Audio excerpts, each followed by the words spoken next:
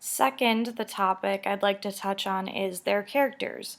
So some comparisons between their characters is how they tend to romanticize their lives and wish or imagine something to be better than it really is, and then that results in their lugubrious attitudes. They're always feeling, sad and melancholy simply because things aren't really going the way they had pictured them to be. So some of the reasons that their characters are different is their state of mind and their thought process and their views on morality, if they have a conscience or not. So Araby is, he's immature, so his morality is a little shaky in and of itself because he's kind of in this coming of age spot in his life, and so he has some innocence.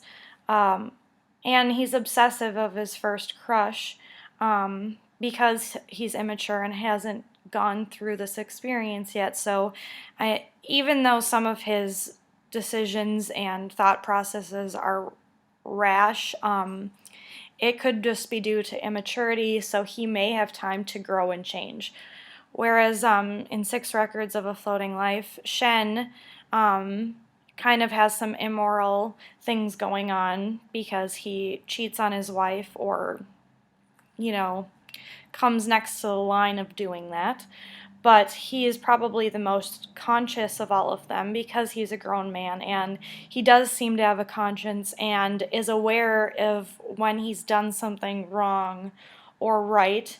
And he's always seemed to be going through this battle in his mind as to whether or not he should do something, because is it right or is it wrong, or does he want to indulge in how he's feeling and act on his feelings.